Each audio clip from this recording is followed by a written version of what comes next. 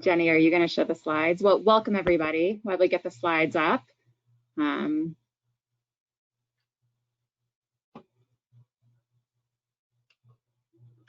All right, here we go. So welcome everyone to the first ever Marine Energy Collegiate Competition Awards ceremony. Obviously, this is not the award ceremony we envisioned when we started planning for this over a year ago, but here we are. We have a pretty big agenda today with some great speakers, so I'm going to try to move quickly through my introduction. First, I know that we have a lot of members today who aren't entirely up to speed on exactly what the Marine Energy Collegiate Competition is, so I'm going to provide a very, very quick overview. For this year's MACC, teams of undergraduate and graduate students were tasked to create a concept of a marine energy device that could provide power to an application of the blue economy. They were asked to write a business plan, develop a preliminary technical design, and then present their concept during a live pitch. Originally, we had planned for the teams to attend the International Conference on Ocean Energy, ICOE, where they would present their concepts in person and have the opportunity to meet face-to-face with representatives of the marine energy industry. But as we all know, that was no longer possible due to COVID-19, and the teams were forced to pivot and not only complete their pitch virtually, but also finish their research, modeling, and writing, all while interfacing as a group virtually, not to mention the additional task of navigating this odd new world of quarantine life. Like I said, this isn't the way we envisioned it, but everybody just took it all in stride and ended up submitting some really, really good work. And I do hope at the very least you all had a little fun while doing it. In just a bit, we'll be announcing the winners of this year's competition, but my maternal instincts compel me to let you know that you really all are winners. And although I do run sarcastic, this is not intended here. I know I don't just speak for myself when I say this, but please know whether you walk away today with or without the awards, the work you accomplished in a short period of time would have been impressive even without a pandemic to deal with. And more importantly, you are now all part of the Marine Energy family. So welcome to you all. This competition was only possible through contributions from many, many people. The Water Power Technologies Office at the Department of Energy not only sponsored the MECC, but served as huge advocates for the competition, ensuring students were able to get the best educational opportunity possible. Thank you to Jen Garson, Allison Johnson, Rugmani Vijayaraghavan, and Hoyt Batty. The NREL team, which consisted of Elise DeGeorge, Nathan Tom, and Jenny Weigel, were invaluable to shaping the competition, ensuring things ran smoothly, and the difficult task of making sure that I didn't screw anything up too much. So I especially want to thank everyone on the slide for giving me the incredible opportunity for leading this event. I'm not sure how I got so lucky. We were also fortunate enough throughout the competition to have 6 representatives from industry present on our all-team monthly meetings. They shared their knowledge with the teams. So thank you to Colby, Graham, Jarlath, Aisha, Bill, Carrie for taking the time to engage with us. And finally, there are the judges. So I sent out a round of invitations to this group of judges, assuming most of them would tell me due to the raging pandemic and their already busy schedules, they simply didn't have time to commit to this. But not only did they agree to serve as judges, they did so wholeheartedly, providing thoughtful comments and guidance to the teams and encouraging their innovative ideas. I'm so grateful for your participation in this competition. And now I'd like to give you all an opportunity to say a few words, starting with Scott. Thanks, Ariel. Well, first, I'd like to say thanks to Ariel for being the point person on so much of this. So huge thanks to you. It's been a massive pleasure to be part of this whole experience, and I found it quite inspiring being part of the panel and sort of witnessing all of these exciting ideas and diverse ideas related to marine energy. So to me, I found the experience completely inspiring and I'm really glad to be part of it. And I hope that every student who is involved continues to push on ideas on marine energy and continues to go and be in the ocean and design things for the ocean, because I think this is the direction that a very exciting direction for us and for a blue economy. So thank you. Awesome. Andy.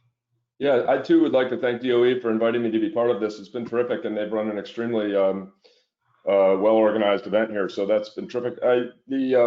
The presentations themselves, I had particular interest. I work in this field doing wave energy conversion and autonomous underwater vehicle docking, and I love seeing all the technical details and the work that everybody put into this. The presentations were fantastic. I think my favorite part of the presentations and pitches were the question and answer period after the presentations, and also the more general discussion at the end where we got just to talk a little bit. It was nice to hear everybody's ideas and how they had approached their problems and what they're interested in doing in this field or in other fields. And I really encourage you all to keep working on projects that are real and get involved in every possible thing you can, because it's great experiences.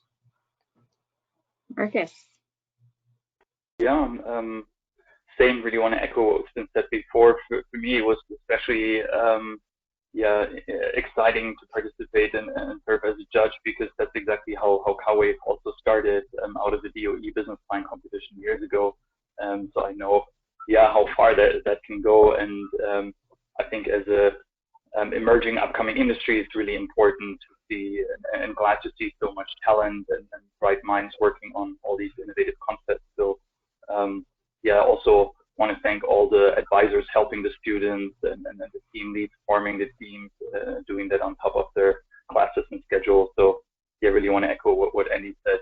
Glad to or looking forward to the future, keeping in touch and engaged with everyone working on marine energy. Millie. Hello. Problem with going third or fourth in line is that everyone is given all the accolades, but I will just echo them, Ariel, to you, but to everyone. It's just been a real honor to be part of this team. And Ocean Exchange has a competition and gives away money to startups, including university-based startups. So this is very central to my mission to get to know you. And in fact, I'm going to be contacting all of you to apply in 2021. We're on a short hiatus in 2020 because of the pandemic. But it has been inspiring. I know that word gets overused and several people have used it, but in these crazy times, to see this wonderful, dedicated work of what you're doing is very, very important. So even if you don't pursue one of these projects directly, keep at it and keep working in this area, because it is all of our futures. Thank you so much. Cool. And we have a video from Toby.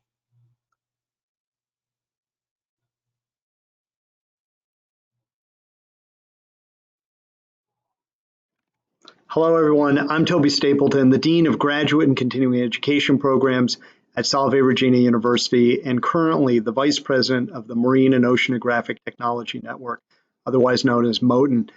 I'm sorry I can't be with you in real time during this awards ceremony, but it was my pleasure to serve as judge for this year's Marine Energy Collegiate Competition. I want to thank the Department of Energy for organizing this and for including me as a judge. But I particularly want to thank and commend all of you for the hard work and energy that you put into your projects and proposals. It was nothing short of amazing, and I wish you well, not only in this competition, but because energy is such a critical component of the blue economy's future, I wish you even more success in your efforts to impact the world through these innovative ideas. Once again, thanks and good luck. All right. Well, thank you again to all the judges one last time. So now it's time for the world premiere of the 2020 MECC team video. So if you just give us a second, we will transition over to that.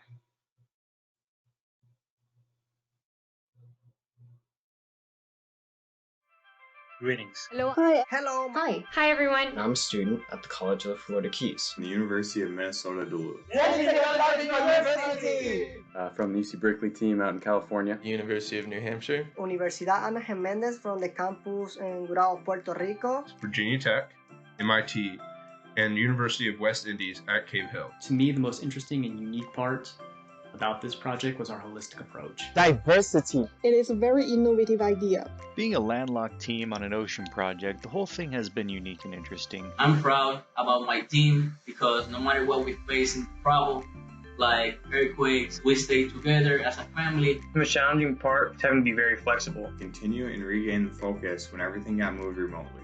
Was the limited access to online databases when my Wi-Fi network was down. For us, we were facing daily earthquakes that will disrupt electricity, water, and even internet access at times. Learning to communicate and solve problems you have never seen or considered before is a skill that extends to anything that involves working with more than one person. The one word that defines what we learned the most was perseverance. It's how valuable having conversations with people in industry or your customers are. This year has definitely increased my flexibility and helped me learn to adapt more easily to changes in my plan. And the key to any company's success is being able to describe what you're working on and why. Learning how to effectively organize my thoughts before communicating with such a large team. The most important lesson I learned this year is to don't be afraid to ask for help. No matter what your age, you can always learn something new. Even though it's been difficult, we're gonna all overcome this and better ourselves for it. And that's a silver lining. My recommendation for future competitors is to never give up.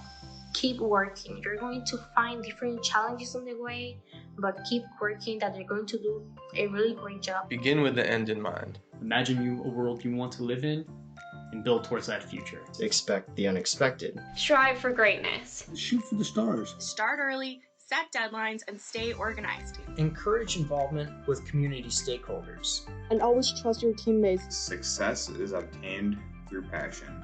Bear in mind that change can come in the most unexpected. So you should always prepare. When you put your mind to it, you can really blast through anything with sheer will. I'm very grateful for this opportunity and the knowledge and experiences it has provided for me and my teammates. Thank you for the opportunity to work in this project. I'm super excited to showcase what our team has come up with. I wish everybody good luck in this competition, and I look forward to meeting you in person someday. That's all. See you.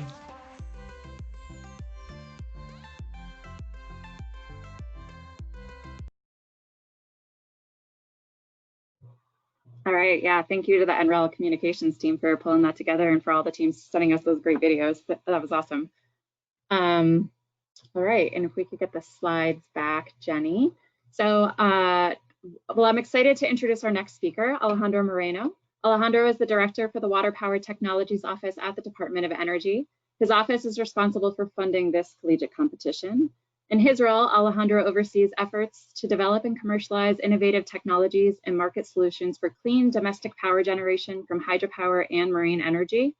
Alejandro actually worked at DOE early in his career in what was at the time an office focused on both wind and water energy technologies. His first stint at DOE, he served in the energy groups, after his first stint, he served in the energy groups of the World Bank and International Finance Corporation, where he designed and led regulatory reform programs to spur investment in clean energy and rural electrification. We've asked Alejandro to join us today to open our ceremony. Over to you, Alejandro. Thanks, Ariel. Can you all hear me okay? Yep. Good. Thank you for the introduction, to you and the whole NREL team and the whole DOE team for putting this together. More importantly, thank you to the students, the faculty advisors, and the judges. All of you have put in a huge amount of effort and really learned along with us, both in doing this competition for the first time, and then of course having it thrown into at least temporary disarray by COVID and the situation we're in now. Really appreciate everybody's flexibility, as we heard in that video a bit, for continuing to make this work. And of course, it would have been very nice to do this in person, but still delighted to be able to hear all of the work, to learn about all of the work, and along with our Deputy Assistant Secretary for all of Renewable Power, Dave Solon, who will announce the winners later today. On a quick personal note, I'll be very quick here at the beginning, but I have to say it's really exciting to see the level of interest and the quality of the work that a number of the judges commented on here. As Ariel said, I helped start the first marine energy program in DOE in 2008, and back then, the industry was a handful of companies and maybe a couple rogue professors at certain universities doing this in their free time. And it's really pretty different now. And certainly we, on the university side, to see a couple very well-established research centers and a level of interest among students and professors that really cuts across the whole country. And you obviously here today are examples of that. But I'm always impressed when I go to universities and blown away a little bit by the level of interest and the level of quality of work, of research that's being done around the country. Of course, the flip side to that is that marine energy is really hard, and of course the technology hasn't evolved as quickly as wind and solar, but there's some very good reasons for that, as you all know, both of course the challenges of working in the water, but just the real difficulty in the engineering designs themselves. But I hope you all realize that that's exactly why we need you.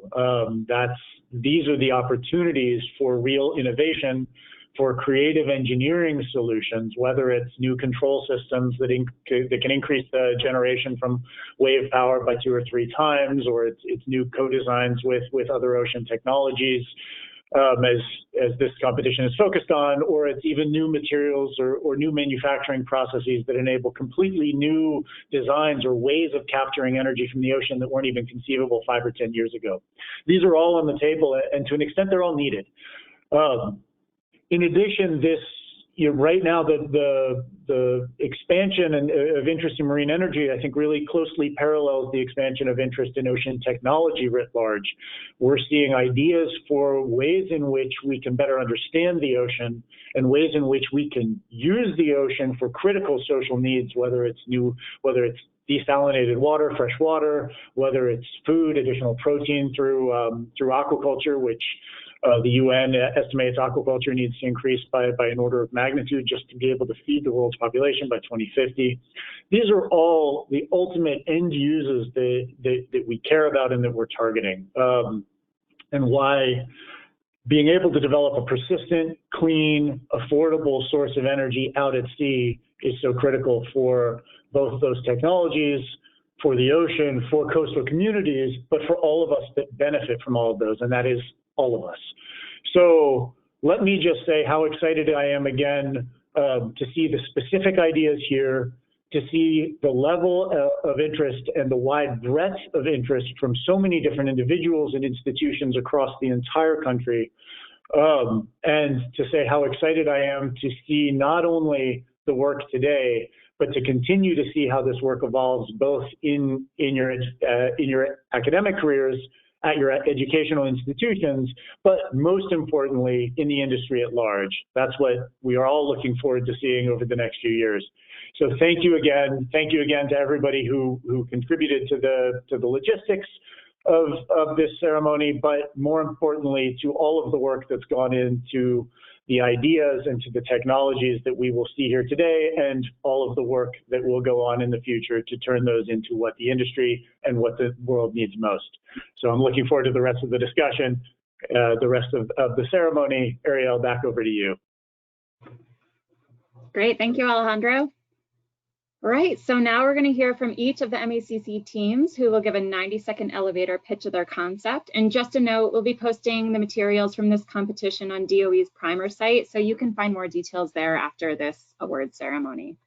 So with that, we will get to the first team, and that's Boise State. And while we load the slide, there we go.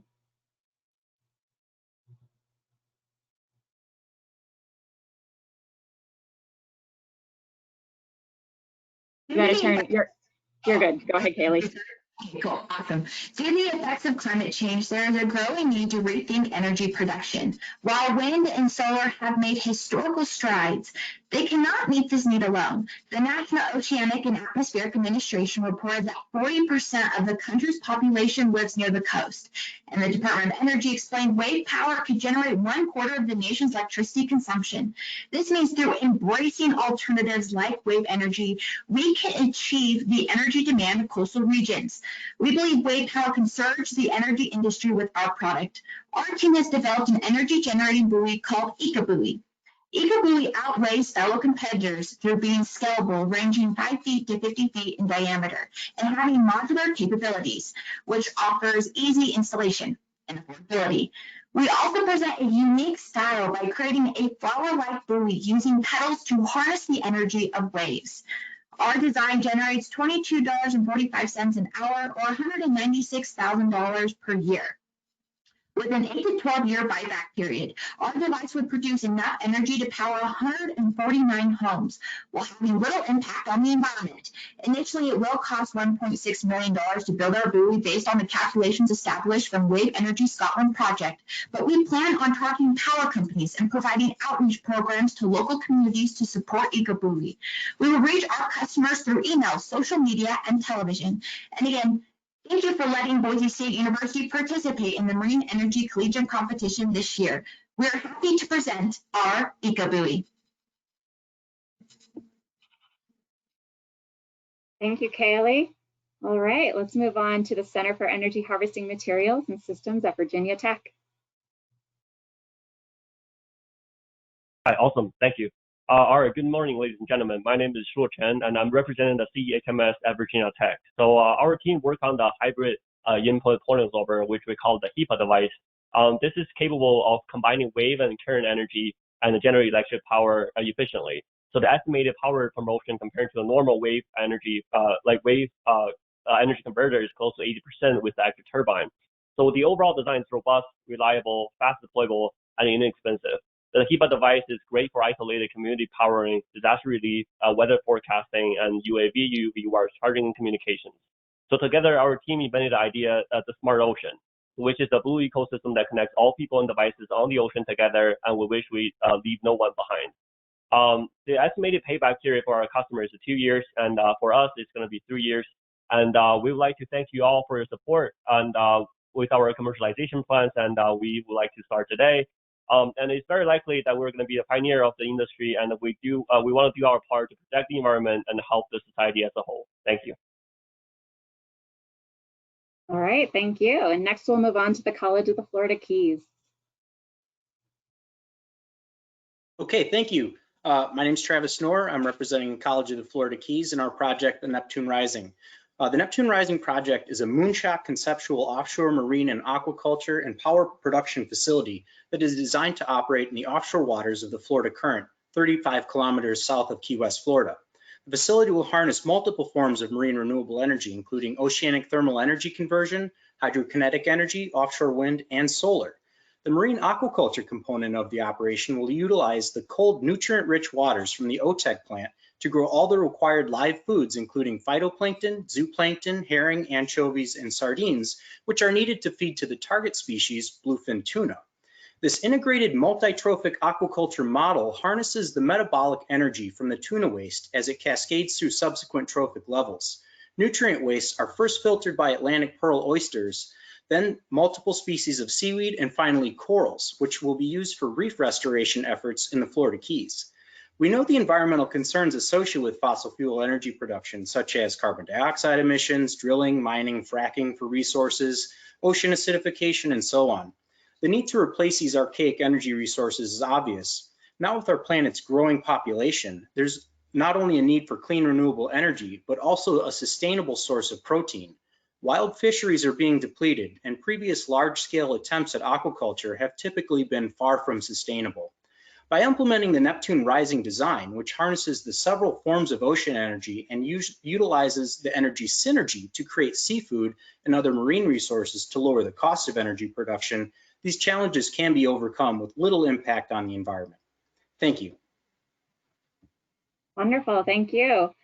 So next is Columbia University, and we are going to show the slide, but it doesn't look like Adam Bennett, who was supposed to present, was able to call in. Hopefully that's not an issue with technology on that one, but this is their slide, and this will be available, like I said, on the OpenEI Primer site. We will be putting all their team's posters in a sort of gallery with contact information if you want to reach out to them. So next we'll move on to Delhi Technological University out of India. They sent in a video.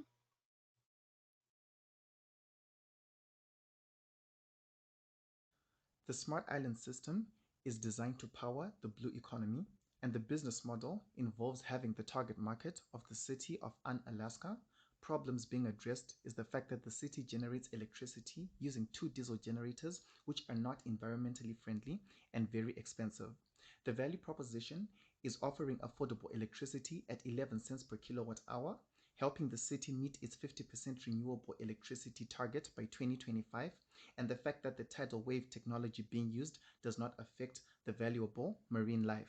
The city's cost of production is significantly higher than what the cost of production will be with the Smart Island system.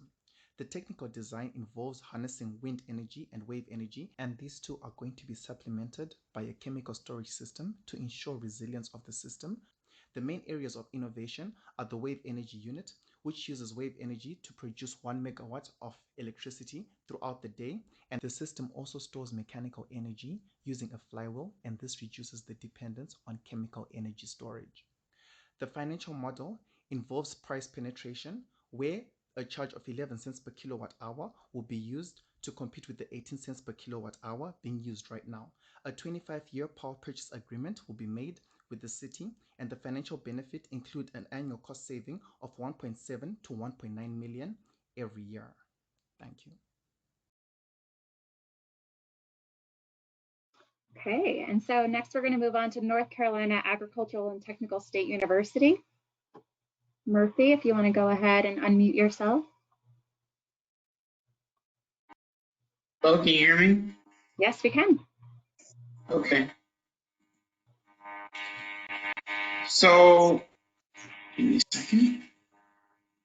As a part of a team, I designed a wave energy conversion device that converts ocean wave energy into usable energy to power the blue economy for coastal cities and maritime activities.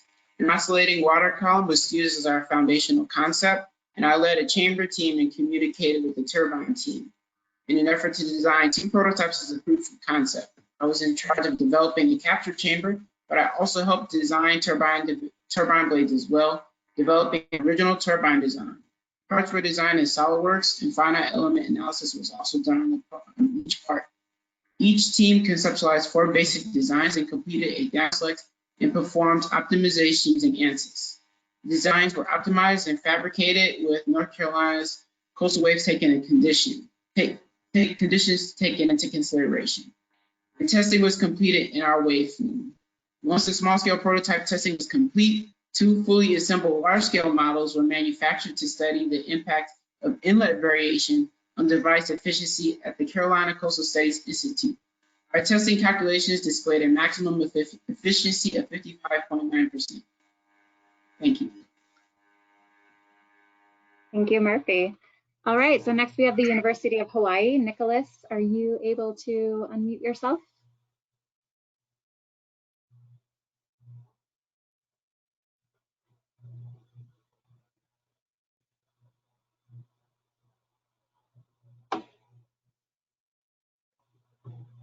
Nicholas, can you try unmuting yourself and showing your camera?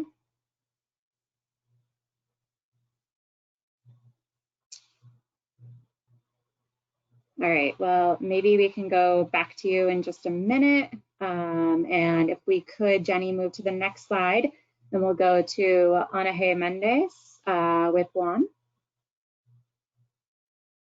Hi, my name is Juan Montañez. I'm a senior mechanical engineering student at the Universidad Ana Mendes and part of the Huracan Energy team. We at Huracan embarked on the challenge to combat water scarcity around the world through water desalination at a low cost. Our solution is a mechanical buoy pump that replaces the transfer pump in a reverse osmosis system, lowering the cost associated with typical means of water extraction. As such, we present the jet buoy, named in honor of Huracan Energy team, and this system works by converting the energy of the waves into a reciprocal motion of a piston to pump water to a containerized reverse osmosis unit on shore. This system is essentially a miniature desalination plant with the benefits of being small, modular, deployable, which makes it suitable for regions struck by natural disaster, regions with limited space, and areas that lack the funding to build a large-scale desalination plant.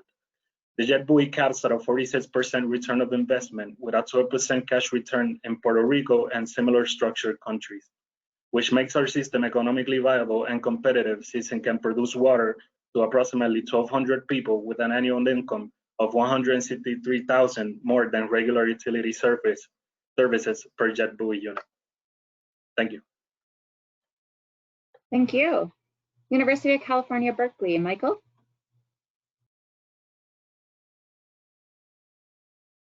Yeah, hey everybody. I'm here representing the UC Berkeley team. and we targeted the AUV recharging market. And after talking with some customers, doing some online research, we found that the customers, as far as cutting down their costs into the future, they really wanted a mobile autonomous system that could send data from the AUV missions back to shore. So we came up with this mobile AUV power station here, and it's really made up of two main components.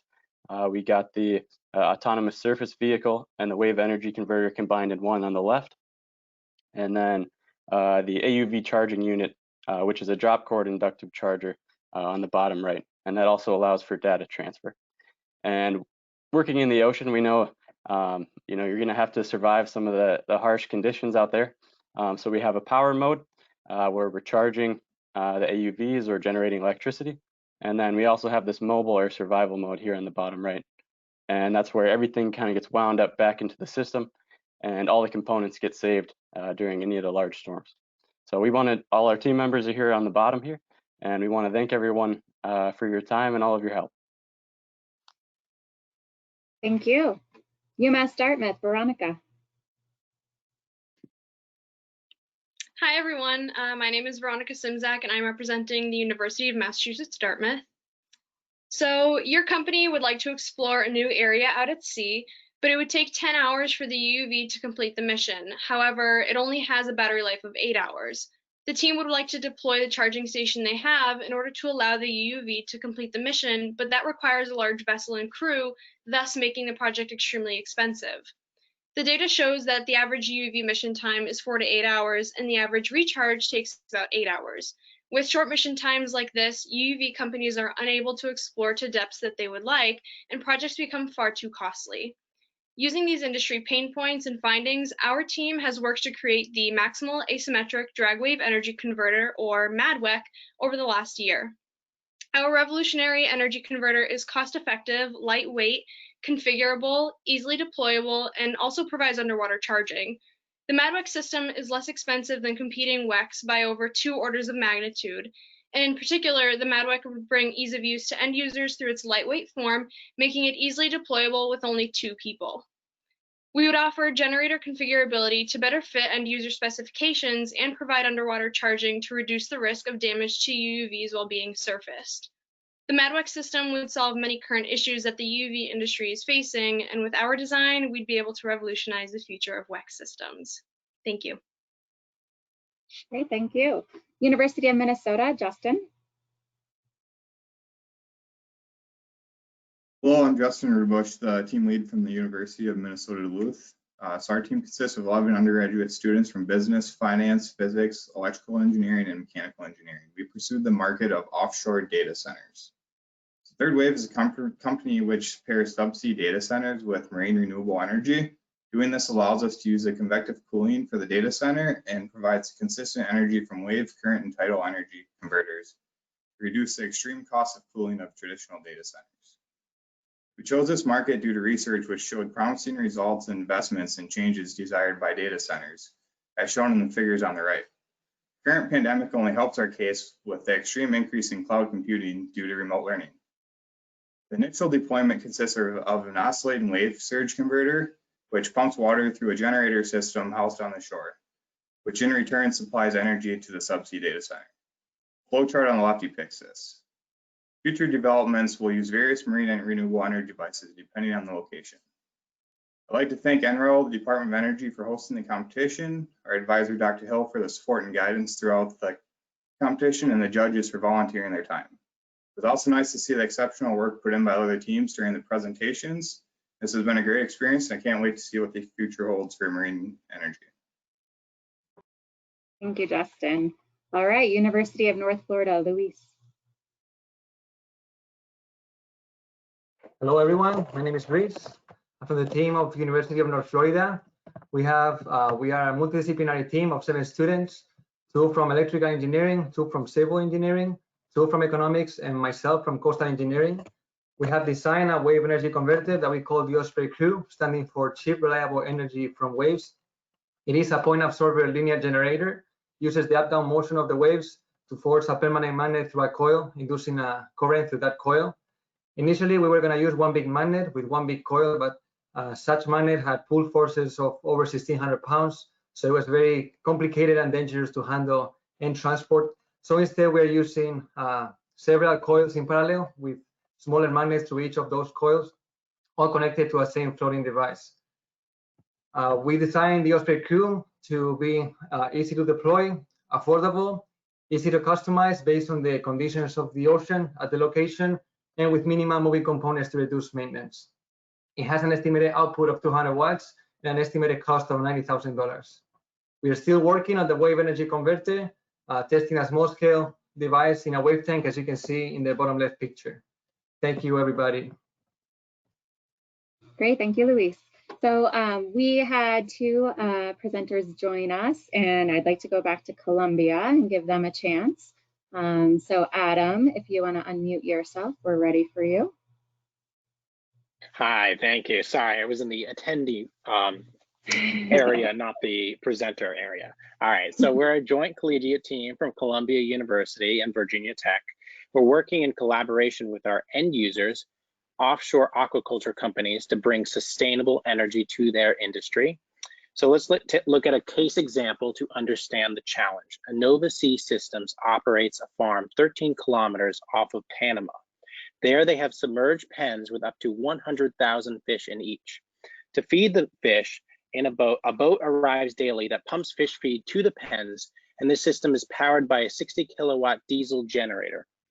Diesel fuel cost is much higher due to the logistical challenge, transportation of fuel to a remote offshore location. We propose to replace this current system with a wave energy converter. We will be placing flaps that are free to rotate on a hinge attached to the feed buoy already on site. The ocean waves will cause periodic motion of the flaps, which will have a tether that is connected to a generator, which supplies electricity. Our proposed system will provide power significantly cheaper than diesel fuel, and we anticipate a levelized cost of energy to be about 44 cents compared to diesel's 90 cents per kilowatt hour.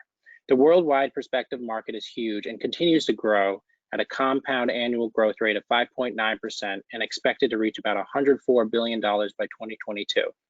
While the US is still a little bit behind in offshore aquaculture, we did communicate with multiple farms in the US, such as Catalina Sea Ranch, Santa Barbara Mariculture, University of New Hampshire Aquaculture Center, and Nova Sea Systems. This has given us a deep understanding of our end users' needs, and those needs were used to craft a wave energy converter suited for offshore aquaculture.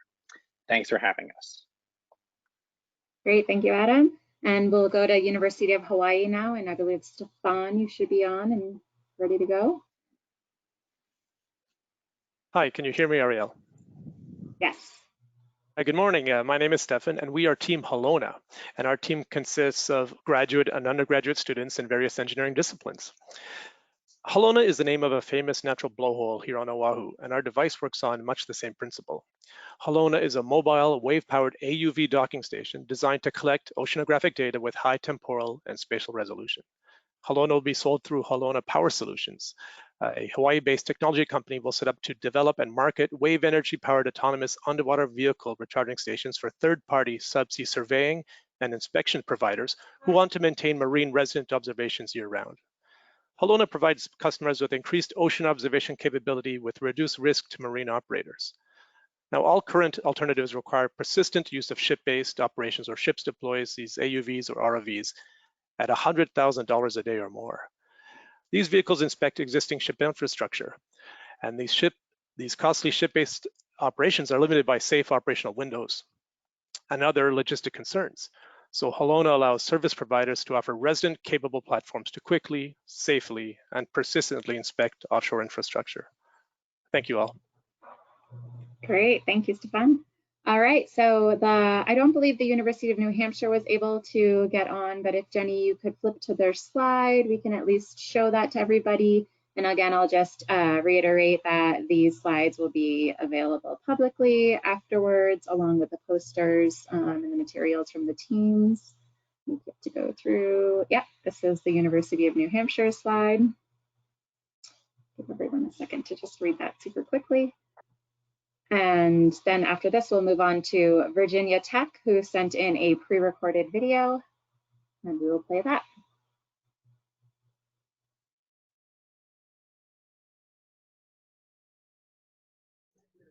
I'm Lakshmi Miller on behalf of Project Trident. Coral reefs are an indispensable part of the oceanic ecosystem. With anthropological interference affecting their well-being, we need intervention to safeguard their health. Project Trident aims to tackle this by the establishment of a persistent, self-sustaining novel monitoring system. This project utilizes wave energy to power a network of autonomous underwater vehicles that survey the reef for critical water quality data. The system involves many innovative technical features, including but not limited to optic wireless data transmission, innovative data cloud acquisition, and non-repetitive data storage. The entire system is optimized for the pilot deployment site at Barbados. The wave energy converter and the underwater vehicles are technologically understood and experimented with at sea, making them mature for implementation in this application. Our team is passionate about the use of our expertise in science and business in favor of environmental improvements. The system proposed not only has a noble mission, it offers unmatched technological value for cost. The monitoring of coral reefs, which was an exclusive ability of select research organizations, now becomes accessible to many stakeholders. Such a comprehensive solution ensures real-time data delivery, which influences many important decisions. Moreover, the socio-economic impact of this project on geographically viable nations is extremely positive. With the fragile health of coral reefs around the world being extremely time and climate sensitive, Project Trident shall prove to be a powerful tool for pioneering research concerning coral reefs. All right, and I am sort of amazed that that almost went off without with a hitch there. So now, thank you all to the teams. I know I said this after your full pitches, but this time you are really done. So congratulations. And if we could go to the next slide, Jenny.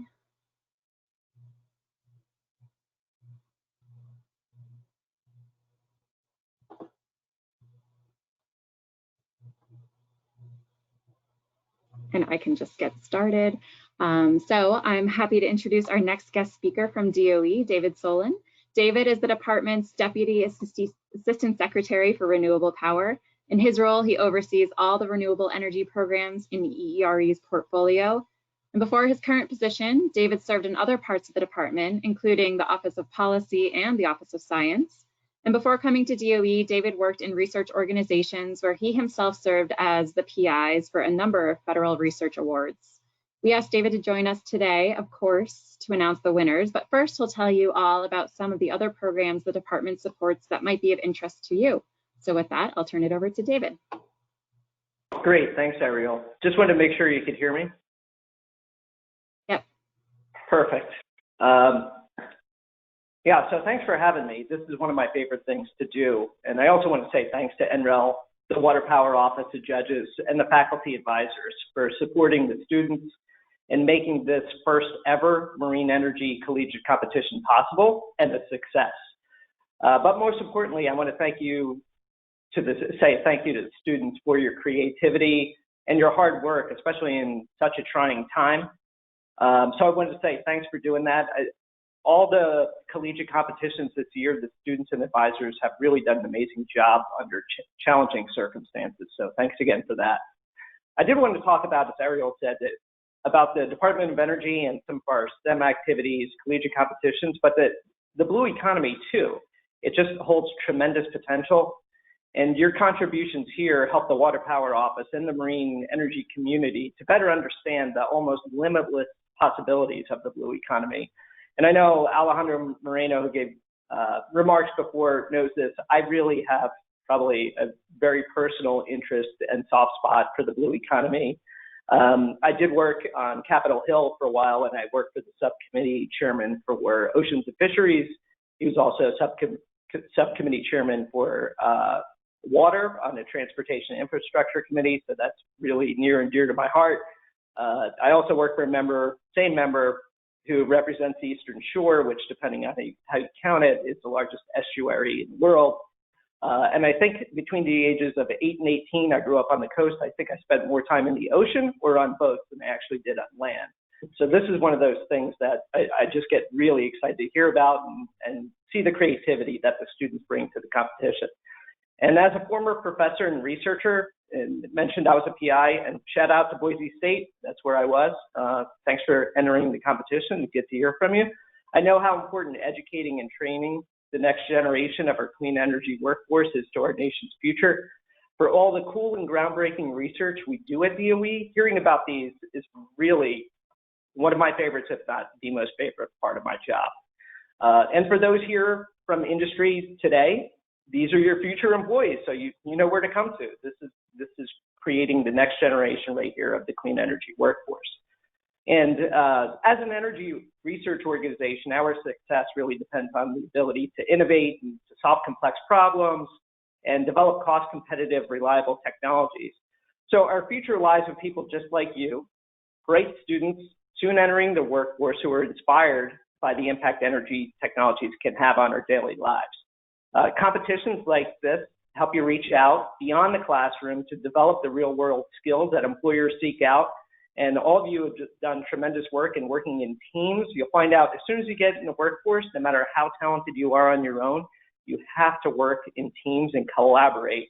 And the team definitely adds up more than the sum of its parts. So this is a really important part of your education and workforce training.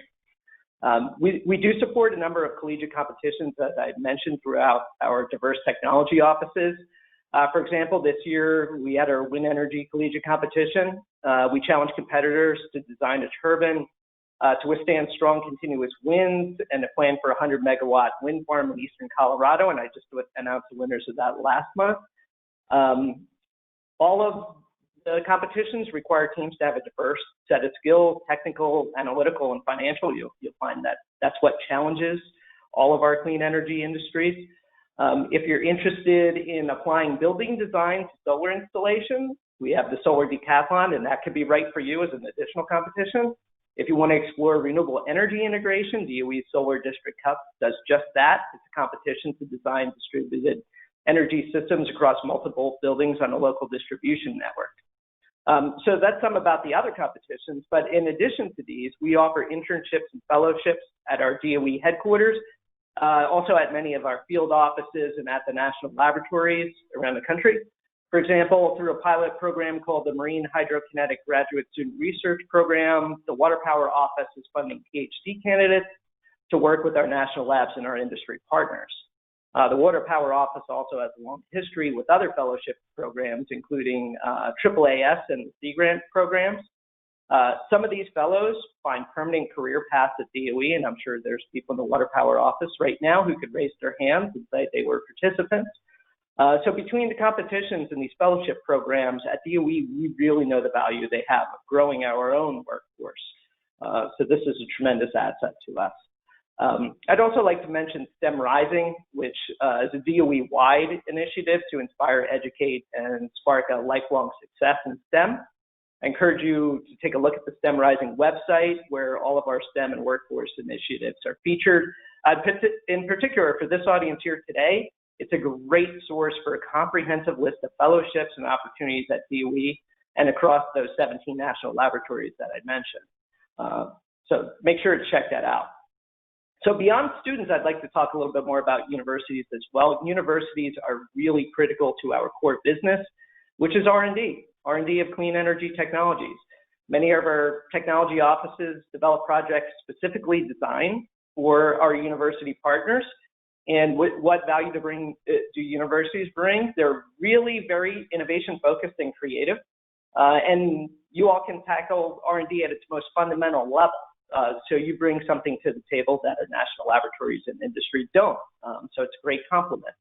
For example, this year the Water Power Office released a funding opportunity with topic areas specifically focused on university research. We're reviewing those applications right now, and then we've gotten tremendous response. And you can expect similar opportunities in the future as universities continue to play an important role in our R&D success.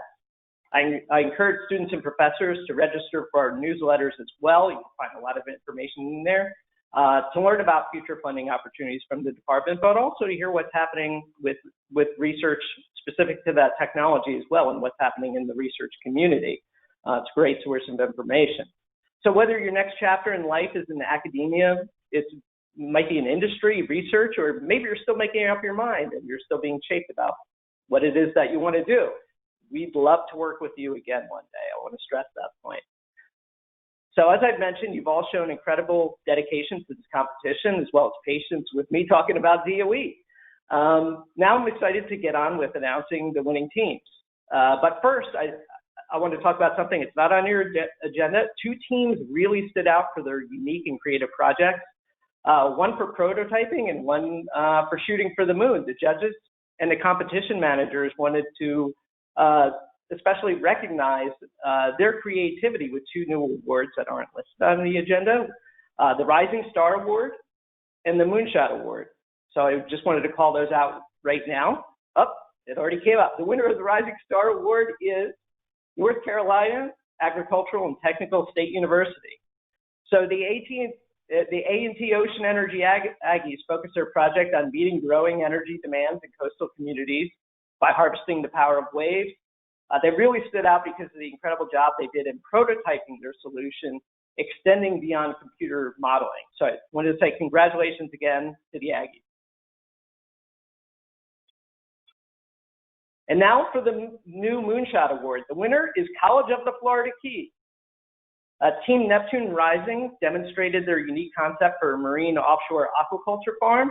They're planning to use the nutrient-rich waters from the energy conversion plant to grow food for the indigenous bluefin tuna, which in turn feed other species such as Atlantic pearl oysters, seaweed, and coral. I mean, that was really, truly creative and really impressed the judges. So congrats again to College of the Florida Keys. So now we'll recognize three teams for their outstanding performance in specific elements of the competition. Up next is the Best Business Plan. The winner for Best Business Plan is the Columbia University and Virginia Tech team. So students from the combined Columbia University and Virginia Tech teams put together their business and technical skills to develop a case for a sustainable energy application focused on offshore marine aquaculture. Congrats again to the combined team. So now I'd like to move on to the best pitch. The winner for the best pitch is the University of Hawaii. They told us they joined the competition to gain hands-on experience that could lead to a promising career in marine energy, and it seems they're well on their way. Their goal with their mobile wave energy conversion powered platform was to set the industry standard for small-scale wave energy converter applications in the blue economy. And I want to say congratulations again to the University of Hawaii for Best Pitch. And now for the Best Poster Award. The winner for the Best Poster goes to the University of Massachusetts, Dartmouth. UMass Dartmouth focused on charging autonomous underwater vehicles for use in remote or deep ocean locations, which is a critical component to powering the blue economy and to science in our oceans. So congrats again to UMass Dartmouth. And now I'm getting to what we've all been waiting for, which is awards in the overall category and the winners of DOE's first Marine Energy Collegiate Competition. So the winner for third place overall is, well, it's a tie. The two third place winners are Columbia University with the Virginia Tech team, the combined team, and the Universidad Ana Jiménez Gurabo team from Puerto Rico. You've already heard a bit about the joint Columbia University and Virginia Tech team. They stood out for their business plan and their clear pitch. They conducted industry interviews to better inform their plan, and were well prepared for the judges' questions. Team Ana Jiménez actually participated in the department's collegiate win competition in 2016, but following the destruction of Hurricanes Irma and Maria, the students actually redefined their mission. And they dedicated themselves to a marine energy-driven solution for providing drinking water to isolated communities and disaster relief scenarios. So with that, they performed a detailed marketed and technical analysis with an innovative and yet simple design that incorporated realistic goals. So congrats again to our two third place winners. Great job. So now on to second place. The second place winner is the University of Massachusetts, Dartmouth. The team outlined their business plan well and clearly defined their potential revenue streams, customers, and expenses. And they worked with local companies to better evaluate their plans. And they also presented an innovative concept. So well done, and congrats again to our second place winner, UMass Dartmouth. So now on to the grand prize and the moment you've all been waiting for. The first place overall winner is the University of Hawaii. They had an excellent presentation. The team did a great job structuring different business models. They thought through their potential end products, the pricing and financing their idea, and they conducted many industry interviews that guided their final decisions for the project. It's obvious they worked really hard on the engineering analysis and have clear plans on their next steps. So congratulations, Team Halona.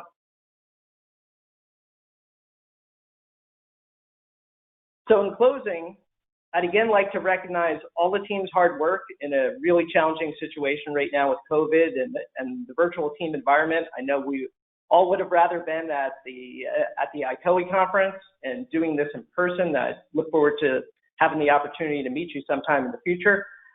You now have the distinction of becoming the first alumni group of our Marine Energy Collegiate Competition. I hope you all keep in touch with each other. This is an important group. Should all feel really proud of your accomplishments. Our 2021 competition will be open applications soon as well. So if you're looking to gain even more experience, we encourage you to apply. Congratulations again to all of you. We're proud to work with you, the future of the clean energy workforce. Good luck in all of your endeavors, and I'm sure our paths will cross again. It's been an honor and a pleasure for me to do this. Thank you. Back to Ariel. Thank you, David, and congratulations to this year's winning teams. The winners will be receiving these gorgeous trophies shown here. On the left, are the winner trophies, and those will go in the mail over the next few weeks, while all the participating teams will receive the plaque shown here on the right of the slide. I am sorry we actually can't hand these to you right now with high fives, but know that they're on the way. So before we go over to the final portion, the industry panel, we did have Austin Hall from the University of New Hampshire was able to get on, and I would love to give him the opportunity to do his 90-second pitch for his team at the University of New Hampshire. So Austin, if you want to get your webcam ready, and Jenny is going to toggle back to your slide. So it's going to take just a second because it's a little back there. But glad that you were able to get on, Austin. Yeah, sorry for the technical difficulties. No worries. It's kind of bound to happen with this. And here we go. All right, it's over to you. The Tidal Energy Cats from the University of New Hampshire designed modular marine hydrokinetic energy conversion systems co-located with the estuarine bridges. The hydrokinetic energy resource is typically the strongest at narrow locations where you would find bridges. The bridge can serve as a supporting structure for the marine hydrokinetic turbines, easy electric grid tie-in, and many synergies also exist in the permitting process. Our project showed that this can significantly reduce both the cost and the impact of installing marine hydrokinetic energy conversion systems. Due to these advantages, we considered combining transportation infrastructure and MHK energy conversion, a paradigm shift compared to their traditional separate implementations. The production of predictable, renewable electrical energy can turn these bridges into net power plants and increase resiliency of transportation infrastructure in coastal communities. Thank you. Thank you, Austin. All right, so moving on to the final portion of this ceremony, we recognize the teams are all looking forward to meeting with the broader industry at ICOE. So we organized an industry panel to try and provide some more contact with the marine energy world. We're grateful to have 4 outstanding panel members today to answer questions that the teams have submitted. So without further ado, we have Alexia Abalt, who is the principal and co-founder of Osurgy. Alexia is an offshore engineer with broad experience in all phases of design and execution of offshore projects. Most recently, Alexia was VP of Engineering at Principal Power Inc., where she was in charge of the wind float hull design for all projects, which she followed from inception to fabrication and then operation. Next, we have Maha Haji, Dr. Haji is a joint researcher in the Sibley School of Mechanical and Aerospace Engineering at Cornell University and the Engineering Systems Laboratory at MIT. She received her PhD in Mechanical and Oceanographic Engineering in 2017 from the MIT Hui Joint Program. After receiving her PhD, she worked in industry as an engineering consultant at ATA Engineering before returning to academia. Her current research focuses on utilizing multidisciplinary design optimization to develop floating platforms to provide recharging and data offloading capacity for autonomous underwater vehicles. Next, we have Mike Muglia. Dr. Muglia is the Assistant Director of Science and Research for the North Carolina Ocean Energy Program and Assistant Research Professor at the East Carolina University Coastal Studies Institute. Mike has extensive experience integrating, deploying, maintaining, and recovering many different types of observing systems, analyzing oceanographic observations, instructing students, and managing field projects with faculty, grad students, and private industry partners. And finally, we have Tim Munden. Dr. Munden is the Vice President of Engineering at Oscilla Power. He joined Oscilla in 2013 and has 20 years of experience working within the marine renewables field with a particular focus on wave energy. He is responsible for the execution of research projects and technology development, which includes the development of the Triton Wave Energy Converter. Dr. Munden is also an affiliate assistant professor at the University of Washington's Mechanical Engineering Department, where he provides guidance to graduate students and conducts research on marine renewable energy systems. All right, so if we could have the panelists show their webcams, and I will moderate and start asking some questions. Thank you all for joining today. And so, yeah, so the students did submit some questions, and I'd like to start by asking one that is open to all of you to answer. What do you think is the biggest obstacle for ocean energy technology today? And whoever wants to go first can just go first on this one.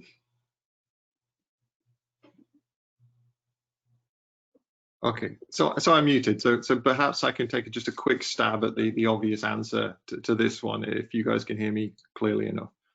I think it's ultimately it's a twofold answer. That first of all, I suppose it's lack of efficiency from systems, i.e. that translates into being able to generate more power from the waves, and the second one is being able to do that. Second part of that, should I say, is being able to do that at an appropriate cost.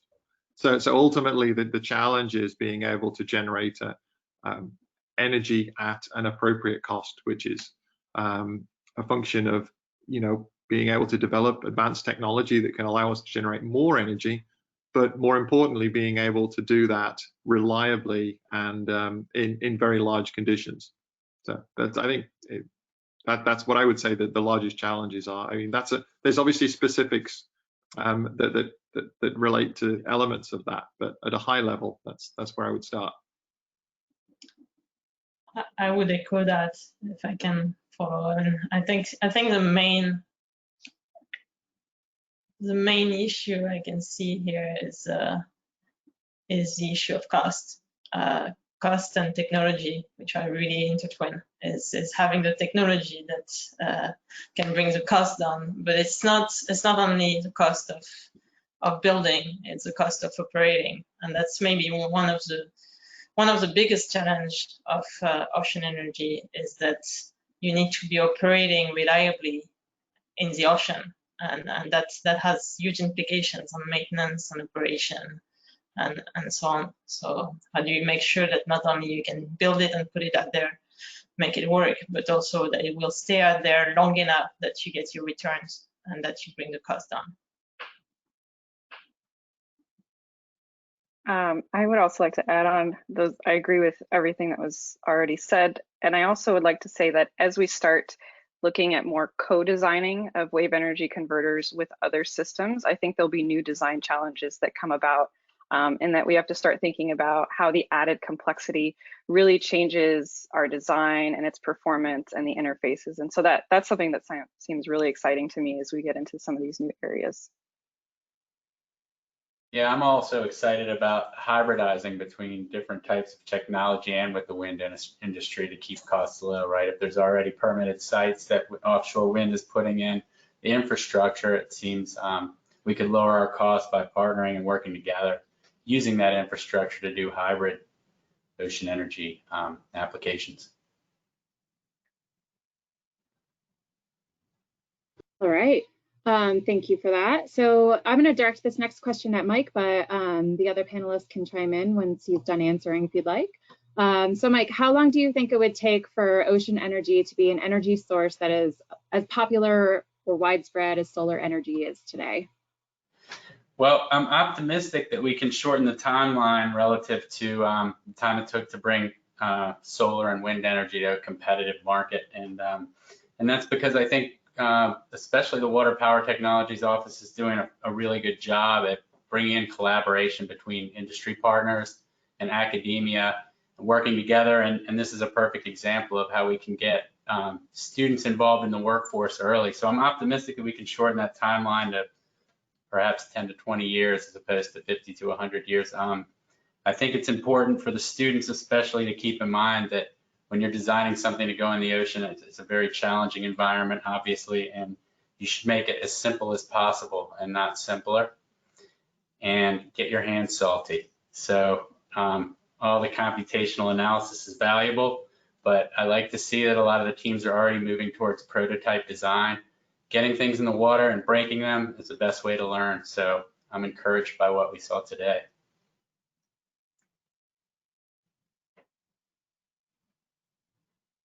Anybody else want to add to that?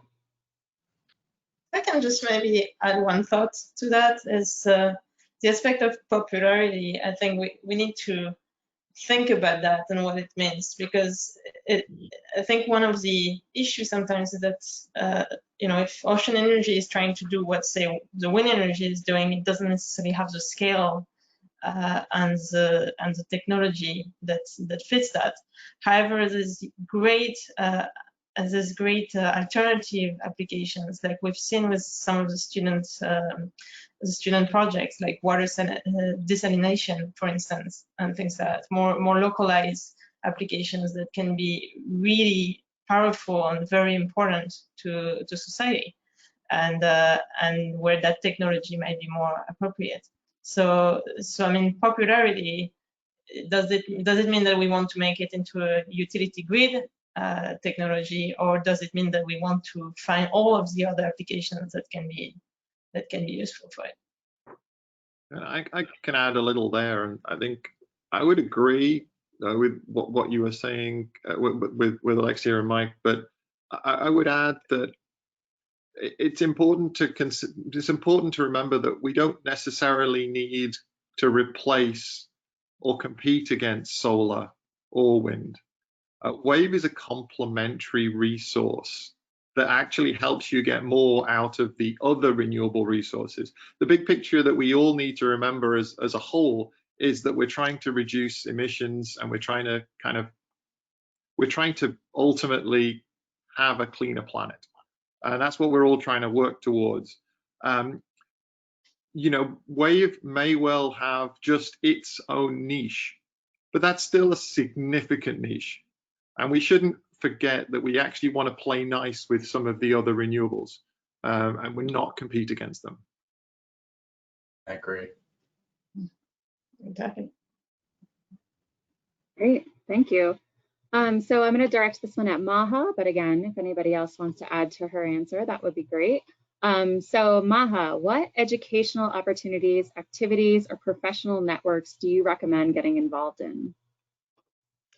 I would say whatever you are doing so far to get involved in this competition has been a great start. Because when I was doing undergrad or grad school, I was very interested in wave energy, and no programs existed. I think professors I talked to were still doing very theoretical work. And, to echo what Mike said, you really got to get in there, build something, put it in the water, get it salty to see what it's like. So definitely getting involved with this competition has been great. Going to conferences, if you can present work that you've done as an undergrad or a graduate student, is another great way to meet folks and get involved with the industry. And it's such a small network. I feel you end up running into the same people in different spaces, and that I think is the way to go. Yeah.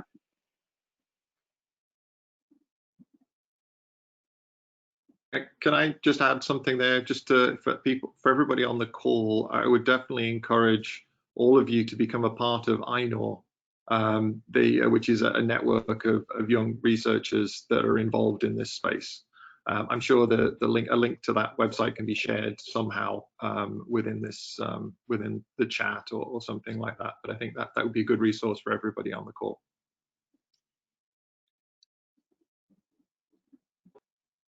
Definitely, thank you.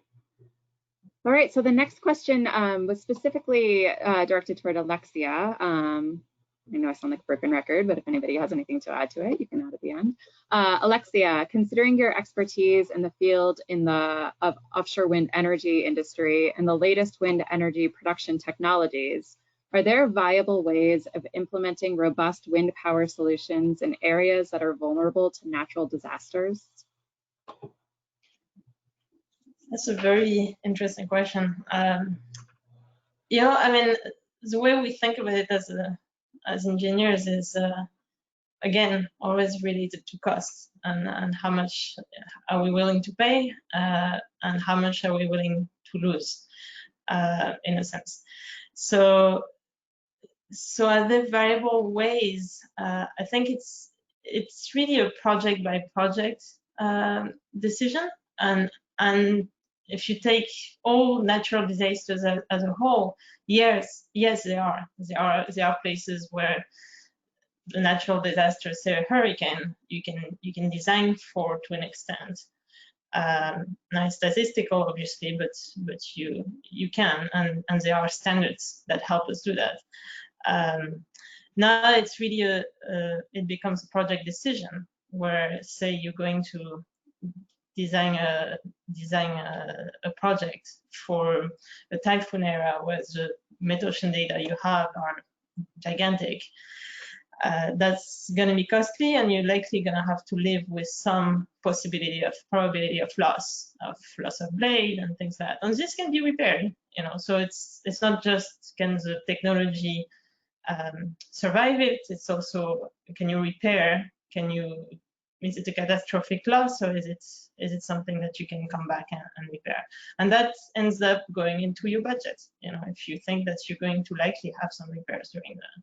So it's really how you have to think about it. It's the cost of designing and then operating, maintaining in an environment that can be extremely harsh, where you can have these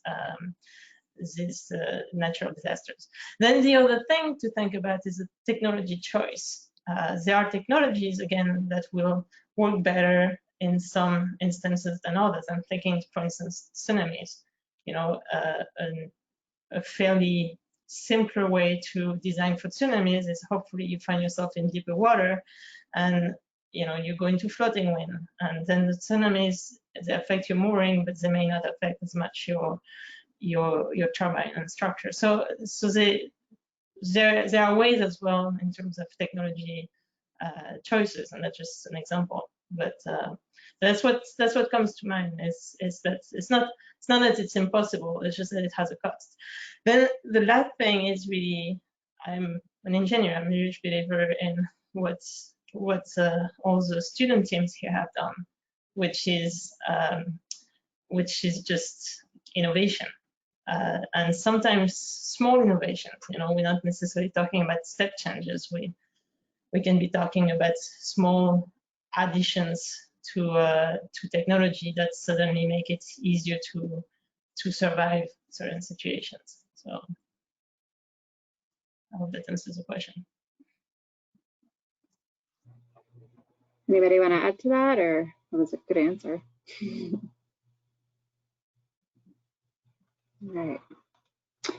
All right, thank you. So the next question was directed towards Tim, and this is a pretty Tim-specific question, but the Triton WEC was engineered to withstand extreme storm and weather conditions. Could the Triton become an asset in disaster relief? And if so, how could it be implemented? You're muted, Tim. Tim, you're on mute. I'm sure what you said was brilliant, though. It was amazing and brilliant. Yes, thank you. No, I would say thank you very much for the very technology specific question there. It was almost like I submitted it myself. I promise I didn't. I would say there's actually two parts to this, and I think the first, which the question focuses on, which is disaster relief and recovery. But then there's also, disaster resilience, which is the other part of that. But to answer the first bit, wave energy, can play an important role in providing power in coastal zones in a disaster recovery scenario. And the Triton system in particular has a very simple installation approach that would allow it to be leveraged for that type of situation. But to be realistic for a second, any sort of wave energy device that will be deployed in an area for disaster recovery would still have to address the power connection issue. How do you get power from those devices back to shore? That's much more realistic, perhaps, for coastal, very shallow water wave energy devices, or should I say easier for shallow water devices. But for deeper water devices such as our Triton system, it becomes a little bit more challenging. But not just our system, any wave energy device that would be in deeper water, that's something that needs to be thought about in that particular application. To the second part, which I refer to, disaster resilience, I think is probably a more significant role that wave energy can play is in disaster resilience.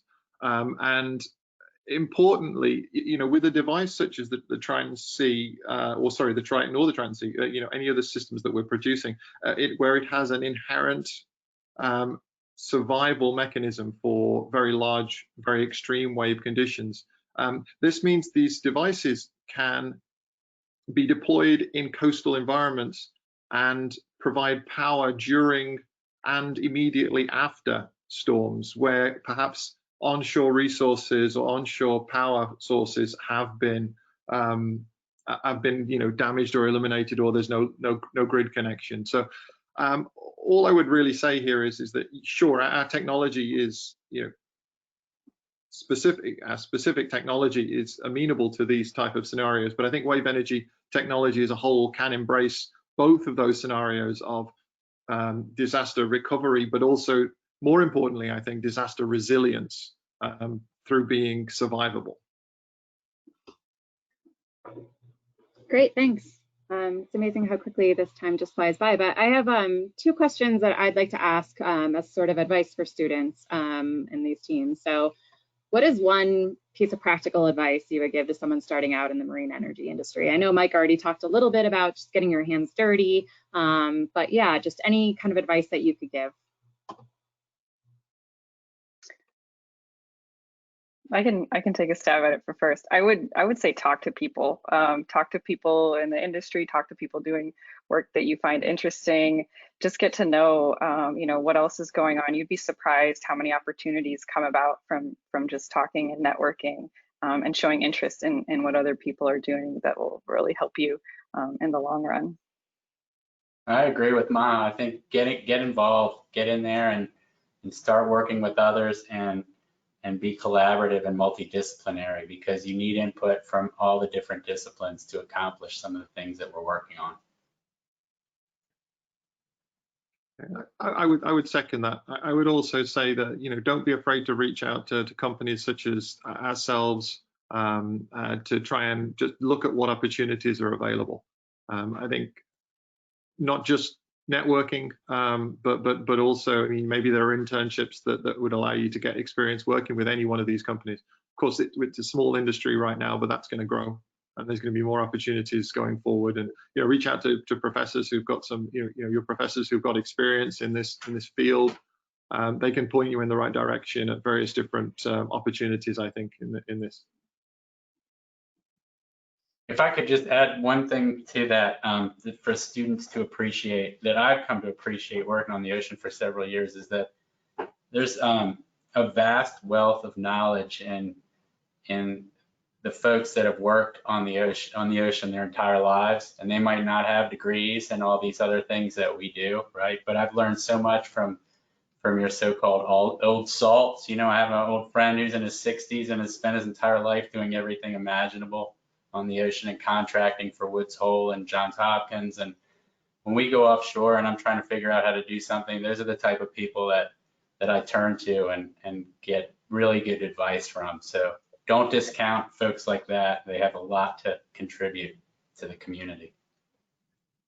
I think that's very true, and it's just a very generally, I think a dose of humility in front of the ocean helps. I think. I mean, going remembering that the ocean is bigger than you and is stronger than us, and so it's a challenge, but it's a fun challenge. So be passionate about it.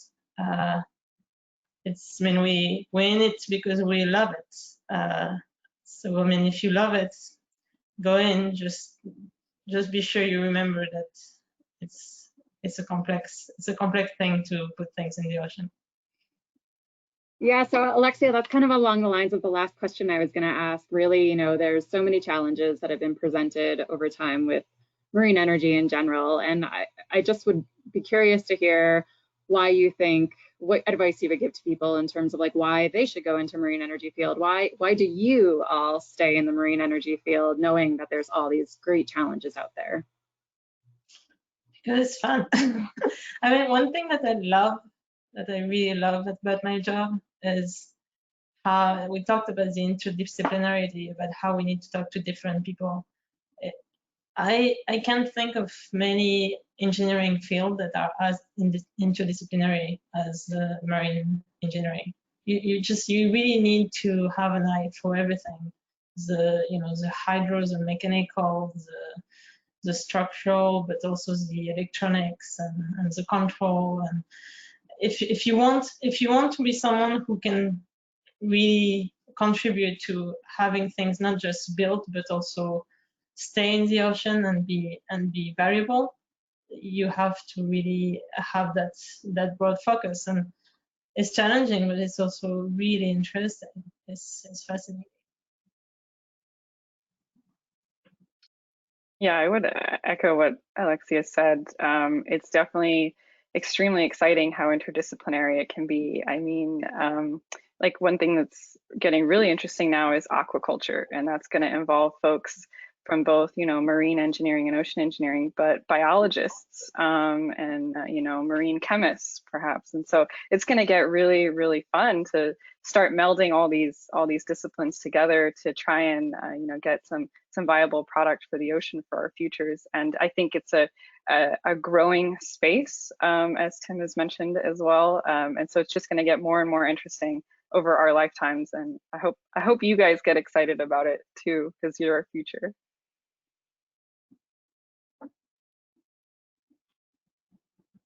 I think, maybe I can add something as well here. It's important to, well, not important, but I kind of like to see this as, in some ways, this is a blank slate. We have, this, for me, what makes this so exciting is that there's two parts. It's such an interesting technical challenge. And so, but also these solutions have not really been found yet. And so there's a massive opportunity for people getting into the field to come up with new things.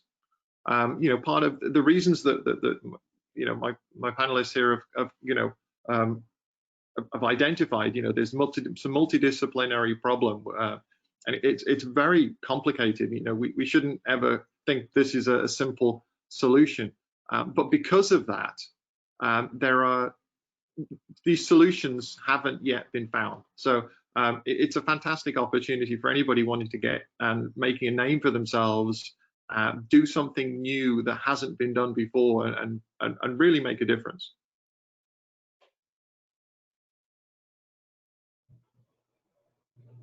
Awesome. Those are all really great answers. Sorry, did you want to say anything else? I was going to say over to you, Mike. Me.